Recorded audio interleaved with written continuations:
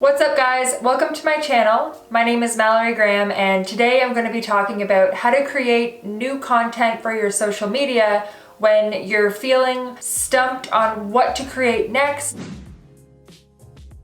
I have felt this way myself and I can't tell you how many times I've heard this from my clients. Today's process has helped me go from having no ideas to having 30 to 50 ideas that I can run with and expand on. So if you're looking for a simple and easy to use 3-step process that can help you in creating new content ideas when you're really feeling stuck, then keep on watching. Now before we get into it, be sure to subscribe and hit the bell so that you get notified of my next video. Step number 1 for creating new content is to have a creative brainstorm day. If you're limited on time, make it a 1 to 2 hour brainstorming session. In these brainstorming sessions, you want to make sure you're standing up or moving around to get those creative juices flowing. When you're brainstorming, what you're doing is you're asking questions. And the quality of those questions will equal the quality of your brainstorm, and therefore the quality of your content and your ideas. Now there are 3 basic groups of questions that you want to focus on in your brainstorm session. The first group of questions is centered around the main question, which is, what are your customers' problems? What are some of the things that they're struggling with? What do they want to be better at? And what is it that keeps them up at night? The second group of questions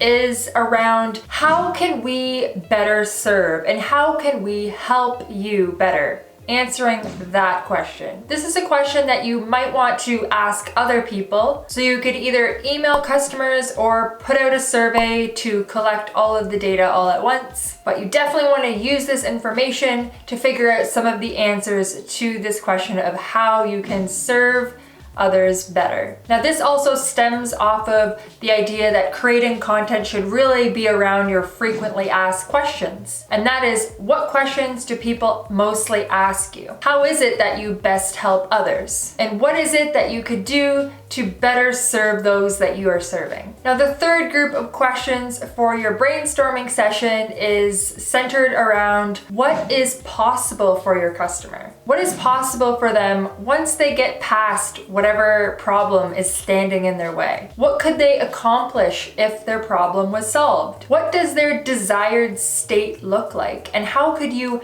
help them in talking about and painting the picture of that desired state of what they want in your content? Once you've done your brainstorming, all of the answers to the questions that you've asked in your brainstorming session can be used as content ideas. These can be used in the form of video, blog posts, or whatever you choose. Now, step 2 for creating new content. Now here it's all about organizing your ideas that you've generated in step 1 by how valid and relevant they are to your audience, and scheduling them based on not only relevance, but what makes the most sense naturally in how they are presented to your audience. By this, I mean, if there are more introductory topics, then you may want to present those topics first, and then reference those topics later on when you are presenting content that may be more intermediate or advanced, or maybe more specific topics that you can reference back to the introductory ones. The validating portion of this step can be considered very important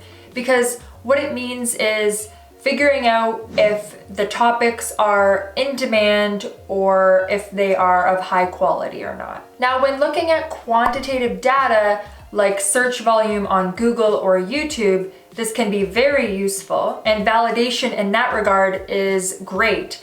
However, if you're thinking of validation in the sense of whether these topics are good or whether they're trying to predict whether they are going to perform well, it is almost impossible to predict how well a certain piece of content is going to perform or how well it's going to be received by your audience. So sometimes it's just best to try out pieces of content and see what sticks. Do you guys use any special tools or techniques to validate your content and try to predict the quality of it? Let me know in the comments below. Now let's move on to step number 3. Step number 3 for creating new content is to execute. At this point, you've done a great brainstorm and generated a bunch of ideas. You've worked on a schedule that flows nicely and starts with introductory topics and then branches out to more specific topics referencing back to the introductory topics. You've worked on a schedule that flows nicely and makes sense in terms of starting with intros and then referencing backwards. And now it's time to start creating the content. So let's say we've got 4 separate content ideas and we know we want to create videos for them that are released weekly. So that will equal 1 month's worth of content. Perfect, right? So I would recommend following these 4 steps to batch create 1 full month worth of content. Now, the reason that you want to batch create your content is because it is a proven fact that our productivity decreases as we jump from task to task too often. And it is also a proven fact that you will be much more focused on a specific task. You get in a rhythm of performing that task and you build off the momentum from yourself. You'll see what I mean here in just a sec. So let's start off with our first step, which is day 1. Day 1 for executing our content is to script and plan our videos. Now this goes for all 4 videos. And create outlines if you choose to do blog posts instead of videos. There are many script templates out there that you can follow for creating a blog post or creating a video script. Day number 2 for executing your content is to film all 4 videos. And you want to be writing all 4 blog posts if you choose to be doing blog posts instead of videos. Now this might seem like a lot. Write 4 blog posts or film 4 videos in a day? What the f?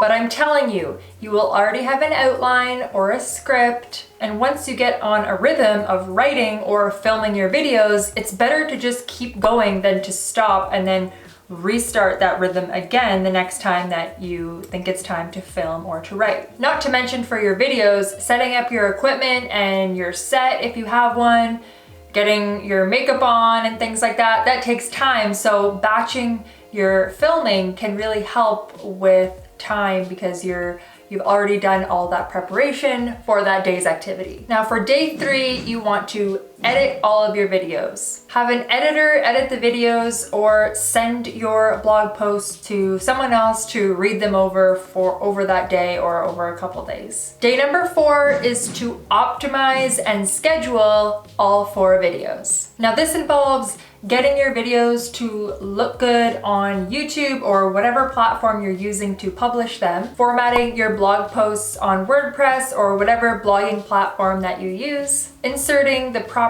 keywords and tags and descriptions to either your blog or your video to make sure that they will perform the best that they possibly can. Now, executing each day might take the full day for the first few months that you're creating content, but then as you learn and as you go, it might take you only half a day to complete each of the steps. Now, these days will be intense, but I'd highly recommend it because then you can feed off the momentum of each of your tasks when you're fully engaged and fully working on them. And then you'll be rip-rearing to go for the next month because you won't feel exhausted from just completing a video or a blog post a couple of days ago. So now you know this simple and easy to use 3-step process for creating new content when you're really feeling stuck. So if you're looking for a step-by-step process for creating a full digital marketing strategy, download my digital marketing guide at the link in the description. If you like this video, please let me know by hitting the like button. Let me know what you liked about it in the comments below. Be sure to subscribe and share it with your friends. Thank you so much for watching, guys. I hope you have an amazing day and I'll see you next time.